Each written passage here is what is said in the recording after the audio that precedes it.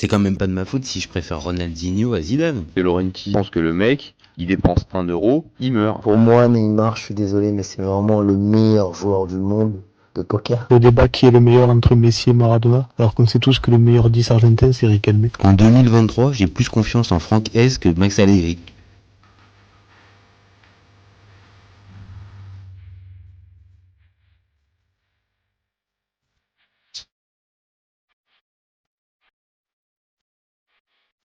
Salut à tous! Je suis super content de vous retrouver pour un nouvel épisode du FC Copain. Alors, pour m'accompagner aujourd'hui, je suis avec Valentin. Salut mon copain. Salut tout le monde. Premier sujet non PSG, donc ça fait plaisir de se diversifier un peu. J'allais te faire la réflexion, mais tu Ouais. m'as devancé, j'avoue. Là, ça y est, tu quittes ta casquette de Mm. analyse du PSG pour t'attarder sur un autre sujet. Alors aujourd'hui, on va parler de Ligue 1, de Première Ligue et plus particulièrement de Jérémy Doku. Vous connaissez maintenant le principe du live. Deux chroniqueurs vont s'affronter pour répondre à la question suivante. Jérémy Doku à Manchester City, est-ce une belle trouvaille ou un flop annoncé? Je vais défendre la théorie du flop annoncé, pendant que Valentin, lui, va défendre la théorie de la belle trouvaille. On est toujours OK? On est OK. Bon, tu débutes? Oh, ouais, je t'avais dit de débuter. OK, Tu m'as dit de débuter. allez, c'est moi qui Allez. débute. C'est parti, je lance le petit timer et c'est parti. Bon, alors moi je le dis direct, je suis pas fan de Jérémy Doku. J'ai rien personnellement contre lui, mais je suis pas fan de ce genre de joueur. Ok, je lui trouve une vraie vitesse et une accélération incroyable. C'est pas mal pour FIFA. Mais sur le terrain, je le trouve, j'ai pas peur des mots, je le trouve assez limité. Quand tu regardes un petit peu les stats, tu te rends compte qu'il manque un petit peu, on va dire, d'adresse devant le but. Et plus d'une fois, je l'ai vu faire des vraies différences sur le terrain et être capable soit d'oublier de servir un de ses coéquipiers ou carrément de louper le face-à-face. Donc, c'est perfectible et 80, je regarde 91 matchs, 12 buts, 10 passes.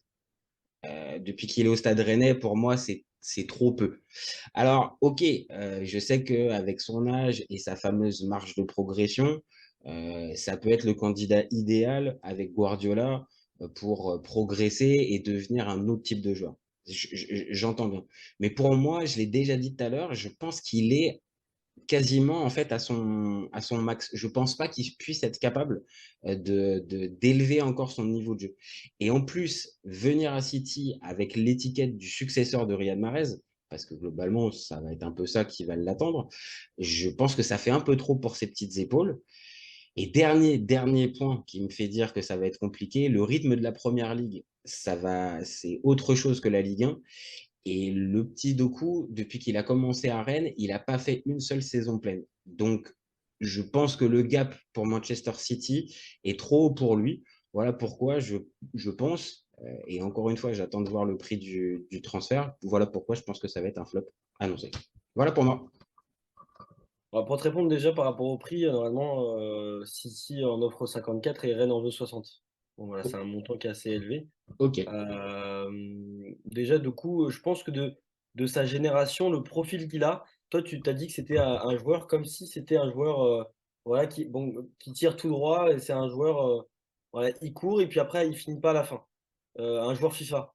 Sauf Un peu ça. que globalement, moi, je le définirais pas forcément comme ça parce qu'il a un volume de jeu et au niveau de ses dribbles, il fait partie des meilleurs en Europe sur le peu de minutes qu'il a joué par rapport aux gros joueurs en Europe, tout ça. Il a un ratio qui est impressionnant. Et puis même face au but, tu dis qu'il a, évidemment, tu sors les 90 matchs, tout ça. La saison passée, c'était 35 matchs, mais il est 13 fois titulaire avec Rennes. Donc là, le problème des blessures, on reviendra dessus. 13 fois titulaire, et au final, sur le nombre de minutes qu'il fait, il met 7 buts, 4 passes décisives, toutes complètes. Pour un joueur qui revient de blessure, à chaque fois, il est performant. Donc là, je pense que les blessures, de toute façon, ça sera le truc, mais primordial, le truc qui lui mettra des bâtons dans les roues. Autrement, je pense que c'est limite, il n'y a pas d'équivalent à son âge et je pense que c'est limite un joueur qui peut faire partie des meilleurs en Europe. Parce qu'au niveau technique et au niveau et face au but, je pense qu'en fait, on ne parle pas beaucoup de ce joueur-là parce que justement, il joue pas souvent, en fait. Et c'est ça, c'est le problème. Et quand j'ai vu ses stats, par exemple, la saison passée, troisième derrière Vinicius et Messi en Europe, dribble réussi 96%, 60% de réussite en termes de dribble tenté, ratio par match 6,7.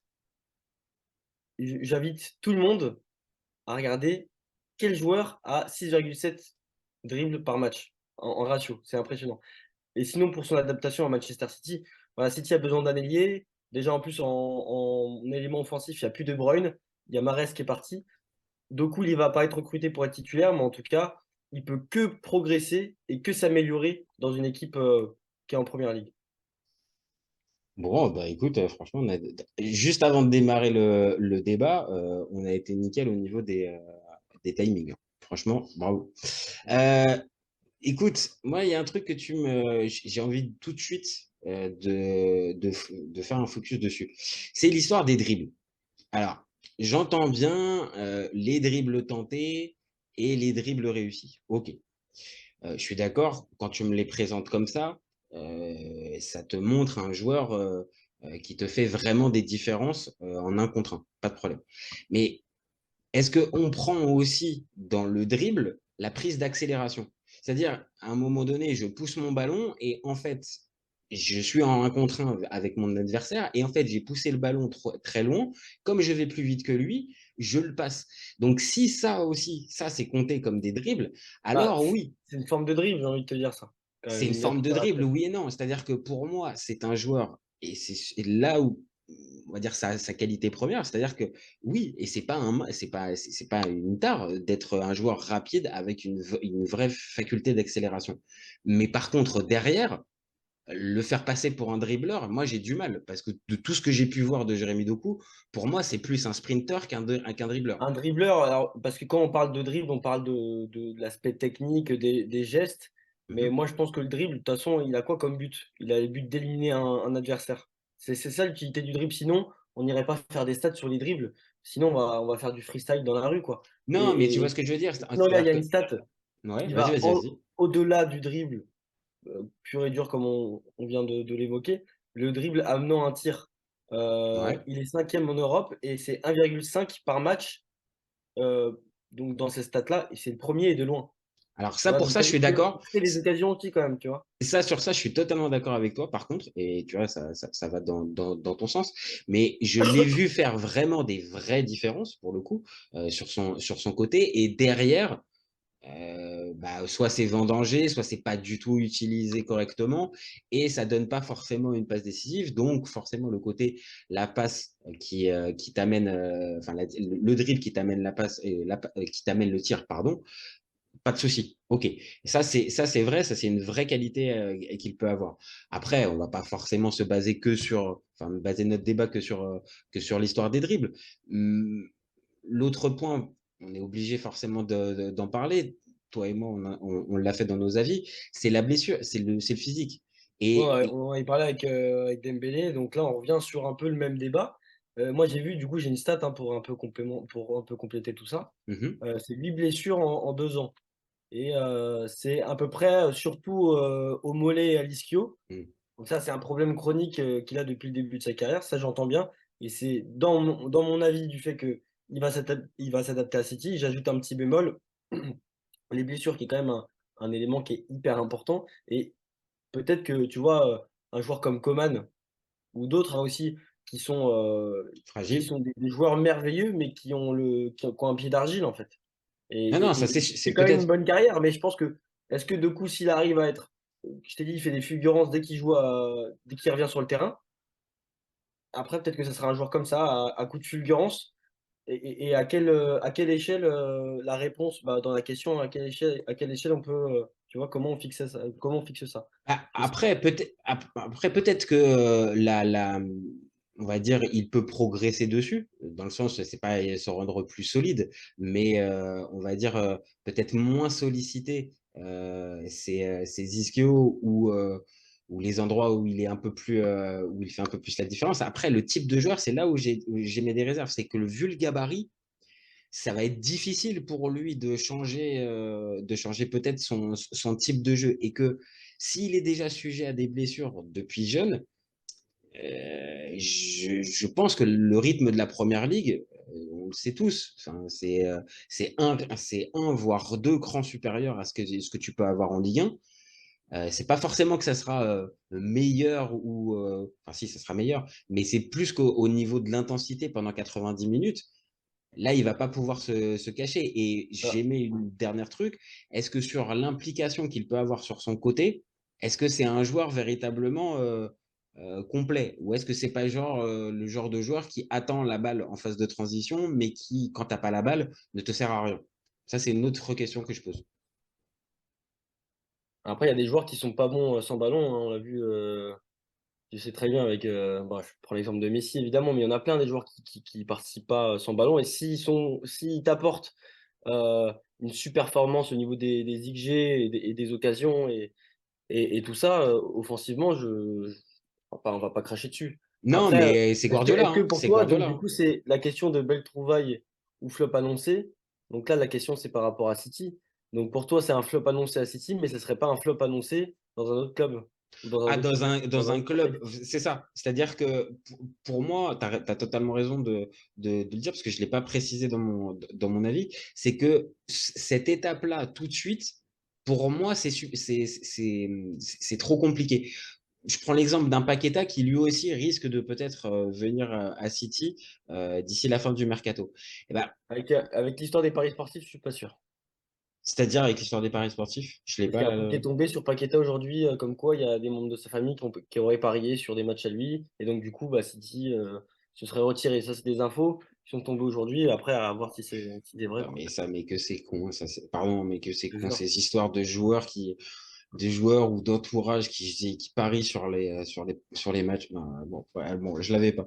Bon, bref, en tout cas, ce que je voulais dire par là, c'est que City est intéressé par Paqueta et Paqueta, avant de passer il fait quand même Lyon ou West Ham et il fait sa saison, donc il l'amènerait à Manchester City. Là, je trouve que dans la progression, je veux bien, il a progressé depuis qu'il est arrivé à Rennes, ça je veux bien le concéder, ok, Doku. Par contre, de là à, encore une fois, prendre la succession de Mahrez, parce que c'est ça en fait. Parce que Mahrez, pour l'instant, il n'y a personne hein, qui a récupéré sa place côté droit. Donc là, Oui. celui De qui toute va façon, être. c'est pour City, ça reste quand même s'ils le font. Bon, c'est vrai qu'à 60 millions pour un joueur qui se blesse souvent, je sais pas si on pourrait parler d'une bonne affaire, j'en suis pas sûr. Mais en tout cas, c'est vrai que sur le marché, Euh, c'était inattendu déjà que De Bruyne se blesse. Après, De Bruyne, voilà, ce que je veux dire, ça fait un élément offensif en moins, hein. Mahrez est parti aussi. Je pense que là, du coup, c'est vrai que sur le marché, on retrouve pas beaucoup de. Tu me diras enfin, tu me dis si je me trompe, mais de délier sur le marché, là, comme ça, Ah ben, de qui toute puisse aller à façon, là, City, au là, ça me paraît 19, un peu compliqué. fin C'est août, mi-août, hein. à fin août, de toute façon, Donc, du plein coup, de moi, je clubs. pense que, évidemment, s'ils en tirent, s'ils l'achètent à 30-40 millions, je dirais que c'est une bonne affaire, mais là c'est vrai que City Bon, après, City a l'argent, hein. Ça, Ah oui, c'est pas le City a problème. l'argent. Après, on ne l'a pas précisé depuis tout à l'heure. Il y a une équipe, il y a un interlocuteur dans cette histoire-là qui fait une vraie belle affaire. Par contre, c'est le Stade Rennais, hein. Parce que le Ouais. Stade Rennais, qui l'a acheté une trentaine de millions, et s'ils le revendent quasiment le double 3 ans après, c'est une très belle opération financière, hein. Donc forcément, dans cette transaction-là, je ne pense pas que Rennes va faire de cadeau à Manchester City encore une fois, fin août. Non, là, ils vont devoir payer beaucoup plus que le prix, le montant, parce qu'on ne l'a pas précisé depuis tout à l'heure, mais si on fait un tour sur la valeur marchande du joueur, c'est 28 millions. Donc, Ouais, d'ailleurs, bah, c'était le transfert le plus cher de l'histoire de Rennes, à 20 millions d'euros en 2020. oui, ça c'est vrai, ça c'était un énorme Ouais. investissement, alors que, Donc c'est pour ça que Rennes veut doubler le montant, donc ça, enfin, même, ouais, en plus. Donc, mais dans tous les cas, tu vois, si ils posent leurs pièces maintenant, parce qu'ils ils savent que, je t'ai dit, c'est un profil de joueur à cet âge qu'on retrouve pas beaucoup quand même, je trouve. non, non, Et, ça c'est vrai, t'as raison, ça c'est vrai, t'as totalement et raison. du coup, comme il y a tous les clubs en Europe qui ont des vues sur ce joueur-là, bah, City décide de faire un pari. Voilà, et ils font un pari de le prendre maintenant, enfin, si ça se fait, avant les autres clubs, avant que d'autres le fassent. Alors après, peut-être que je vais me tromper, mais je trouve que pour le coup, City a eu le temps de préparer la situation de Mahrez. Déjà, avant même C'est vrai. avant même déjà les offres de l'Arabie Saoudite, on sentait bien que Mahrez, il y avait peut-être la fin d'une histoire qui était en train de s'écrire avec le triplé et tout ça. Donc, arriver encore au 18 août et négocier avec le Stade Rennais pour arriver à choper Doku.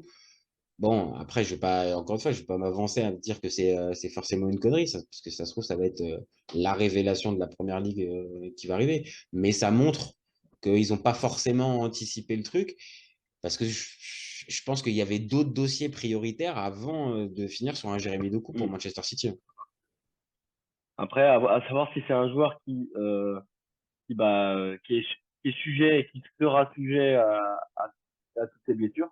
Et que, en fait, c'est que comme on l'a connu vraiment qu'à Rennes, bah, c'est que dans ce contexte rennais qu'il est comme ça. Je sais pas, peut-être au niveau du staff ou je sais pas. Et puis après, à City, ça se trouve que ça se trouve, il évoluera dans le bon sens au niveau enfin, physiquement. Ça, on peut pas le savoir, mais c'est vrai que Après, une blessure en 2 après, ans, c'est quand même beaucoup. pour aller aussi dans ton sens, c'est vrai, enfin, ça paraît assez logique avec Guardiola. Bon, n'importe quel joueur a forcément globalement envie d'y aller parce que tu sais que tu vas progresser en tant que joueur. Tu peux que progresser là-dessus. C'est Ça, ça, donc c'est- lui, je peux comprendre. C'est-à-dire n'importe quel joueur, et encore plus quand tu es au Stade Rennais, même si le Stade Rennais, c'est pas le pire, c'est pas le club le moins ambitieux de Ligue 1, loin de là, mais tu es en Ligue 1 et tu as Manchester City qui vient et qui te dit, bon bah voilà, on voudrait faire de toi, encore une fois, le successeur de Mahrez. Oui, je pense que lui, ça peut l'attirer. Maintenant, attention, la pression, elle va être forte aussi très rapidement. Et il va pas falloir qu'il tombe dans des blessures parce qu'après, Guardiola, il est largement capable de pouvoir avancer sans lui. Et s'il y a une équipe qui tourne sans lui, bah attention, le train risque de passer, hein. Hmm. Moi, je te dis, enfin, je préfère me dire que la confiance est de mise au niveau du talent du joueur. Ça, c'est indéniable. Voilà, si, voilà, en fait, je suis à la fois pas d'accord avec toi, mais quand même un peu. Parce il y a cet aspect des blessures. Ouais, Et si tu lui c'est les enlèves ça, blessures c'est qui te vrai font que. dire, qui te font douter. Ah, mais c'est sûr, mais si tu lui enlèves ça, moi, je suis convaincu à 100% que c'est une belle trouvaille pour répondre à la question. Si tu rajoutes Et le qui problème de pourrait blessure, progresser, là, ça serait compliqué. et qui pourrait Tu même pourrais progresser progresser vraiment. vraiment, là, on va dire, sur un secteur de jeu où moi, je le trouve un tout petit peu ouais, limité, c'est-à-dire dans la finition. Tu penses que il peut arriver à faire. En fait, le truc, c'est que même en termes de ratio de tir cadré et tout ça, je trouve que face au but, quand tu te rapproches un peu des stats, je trouve Mhm. que les ratios et les pourcentages, ils sont plutôt intéressants. Alors après, évidemment, quand tu regardes sur le terrain pur et dur, tu te dis, bah non, il marque pas. Bah, t'as Mais je trouve qu'il y l'impression a un visuelle, c'est ça, et il y a un vrai potentiel, je trouve qu'il y a un vrai potentiel, et Mhm. ça reste un diamant à polir. Ça faut pas Non, oublier. ça, ouais, Et, ça, ouais, et, et- ça, ouais. Ça, je Tu suis vois, et d'accord. je pense que face au but, c'est pas parce que il a eu quelques difficultés et tout, je pense qu'il y a quand même des axes de progression là-dessus et ça pourrait même devenir un bon buteur, je trouve. Pas un neuf, hein, je veux dire, mais un ailier qui marque souvent. Bah non, parce que encore une fois, on fait la comparaison, parce que ça va être aussi ça, mais tu remplaces un Mahrez.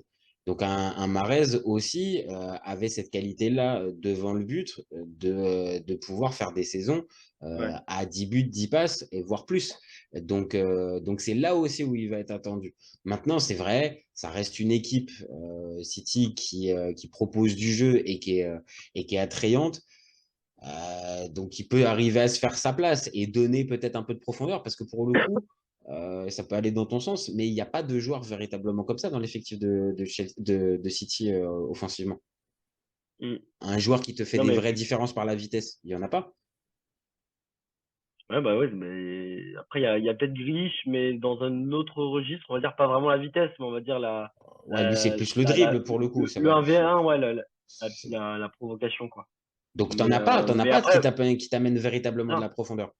Et progresser à côté de joueurs à City, enfin offensifs comme ça, je trouve que tu sais, t'as des Haaland, t'as des Grealish, t'as des Bernard de Silva, t'as t'as des gros joueurs, donc je pense que dans tous les cas, enfin, on se rend pas compte à quel point peux progresser dans un vestiaire comme ça. Tu passes de Rennes à City quand même. Non, ça, je suis d'accord. Ça, t'as totalement Voilà, raison. donc, dans la question de la progression, je me dis, tu vois, si c'était un autre club un peu plus, enfin, vraiment inférieur en première ligue, je me poserais peut-être la question et tout. Mais là, comme c'est City, je me dis, il y a quand même tout le temps cette garantie il y a l'expertise, tu vois. Et on sait Non, comment encadrer un joueur qui est ah jeune. oui. Non, là, pour le coup, là, je peux pas te mentir, je peux pas te contredire. Tu sais Mm. que si tu es choisi normalement par City, même si je l'ai dit tout à l'heure, ils ont mis du temps à aller chercher le successeur, mais si tu as été identifié par City pour jouer à tel poste et qu'ils vont dépenser tant, C'est pas bon, des là, rigolos, City, hein. non, C'est ça pas des rigolos, je pense que. c'est évident. Après, pour terminer ce débat, je pense que il faut lui souhaiter que le physique tienne et qu'il soit épargné par les blessures pour qu'il ne tombe pas dans le flop. Parce que moi, je reste encore sur un truc. Si les blessures, elles continuent de le prendre, il peut louper le train et passer une partie de la saison comme un espèce de super sub. Alors que à ce prix-là, t'es pas un super sub normalement. Ah non, t'es pas super fan, c'est sûr. Enfin, après, c'est la première ligue, hein. Donc, la première Et ligue, ils oui, peuvent se permettre. et après les Bernardo Silva, les Grealish, les Foden, tout ça, c'est-à-dire que ils coûtent tous bien plus cher aussi. Donc, Ah ouais, au non, final, mais ça se quand même rejauge. Voilà, ah, ouais, rejauge. c'est le tarif. Et que, dernier point, il était quand même évalué à 28 millions. Donc, 28 millions, Mm. si ça part à 50, 55, voire peut-être un peu plus si Rennes arrive à faire monter les enchères, ouais, encore une fois, c'est Rennes qui a fait la belle opération dans toute cette affaire. Ah, mais c'est sûr. Pour le peu de temps qu'il a été Qu'il a sur le passé sur le terrain, terrain. Qu'il a passé sur le terrain, on va si dire. tu fais, c'est ça, ouais, en fait, si tu fais un ratio, un rapport d'achat et match joué plus vente, c'est quand même assez Ouais. effrayant. Ouais, et Mm. pour le coup, c'est pas la première fois que les Rennais ils le font. C'est pas Ouais, ils le font souvent, hein. les Rennais ces dernières saisons, ils vendent très très bien, Parce que mine de c'est rien. comme Matistel, le jeune qui est allé au Bayern. Qui a joué un match, C'est qui avait pas, et joué un je match, crois qu'il est parti pour 35-40 millions. c'est ça, Hein. et il Et avait il avait quoi? 17 ans. Un match en pro ou même pas? Je crois, je sais même pas. Ouais, je crois qu'il avait joué quelques matchs. Et puis, du coup, ouais, non, en fait, ouais, cet exemple, j'avais fait une vidéo là-dessus en plus. C'est vrai que cet exemple aussi. En fait, c'est le talent qui parle. Ils ont des talents, mais exceptionnels. Ah, Ça, c'est c'est centre de formation. indéniable. Là, pour le coup. Mais après, ouais, en fait, ils ont tellement des talents exceptionnels qu'ils n'ont même pas besoin de jouer beaucoup de matchs pour être opérés par les gros clubs. Bah, parce que maintenant, ils le savent, les gros clubs. Ils savent que du côté de Et Rennes, ils savent que Rennes, c'est une fourmilière, ouais. c'est ça, c'est que ça travaille bien et ça montre encore une fois que même si c'est en Ligue 1, bah, tu as des clubs qui savent un minimum investir correctement, qui arrivent à tenir leur budget. Après, oui, sur la scène européenne, c'est toujours le même problème, mais au moins, c'est bien géré, c'est assez séduisant. Et là, tu as des exemples comme ça avec des joueurs qui ont vraiment progressé. Donc, au final, ouais, Rennes, c'est eux qui font la belle affaire. Et puis, on verra dans les prochaines semaines et les prochains mois ce que nous donnera Mm. ce bon vieux Jérémy Doku. Ouais, Bon, merci j'ai hâte. Valentin. Ah, pas de soucis, c'était un plaisir en tout cas, hein, encore une fois. Et Écoute, puis, hâte de refaire un nouvel épisode. écoute, avec plaisir, tu es ici chez toi, tu reviens quand tu veux. Et nous, on revient très vite pour un nouvel épisode. Vous n'hésitez pas à nous donner vos avis et vos commentaires. C'est ce qui nous donne de la force, c'est ce qui permet de faire avancer le débat. Et nous, vous gardez en tête, on est ouvert tout l'été. Ciao les copains. Ciao. Ciao, ciao. Cet été, il y avait encore des mecs pour dire que Mourinho, c'était l'entraîneur parfait pour le PSG. Pour moi, Giroud est un meilleur neuf que Benzema. J'ai pas peur de dire que Bounassar, à son prime, il avait 4 cafous dans chaque orteil. Marquinhos, capitaine du PSG. Non mais arrête, il a le charisme d'une nuit. Avec un joueur comme Nainggolan, la Belgique sortait la France en 2018. Le débat qui est le meilleur entre Messi et Maradona, alors qu'on sait tous que le meilleur 10 argentin c'est Riquelme. Mais il faut arrêter avec Payet, c'est un grand Je joueur. rappelle Léao du Milan. C'est une immense fraude entre un choc de Ligue 1 et un choc de MLS. Je regarde la MLS. Guardiola, meilleur coach de l'histoire, c'est même pas le meilleur coach de l'histoire du Barça. De Laurenti pense que le mec, il dépense 1 euro, il meurt. Merci pour les travaux, Kylian. Maintenant, tu peux aller au Real. Totti, pour moi, c'est un meilleur joueur qu'Alessandro Del Piero. Entre Lizarazu et Candela, je prends Candela. Elle a dit qu'il n'était pas partie des meilleurs du football. Si t'enlèves le championnat anglais, allemand, espagnol, italien, portugais, lituanien, la Ligue 1 c'est le meilleur championnat européen.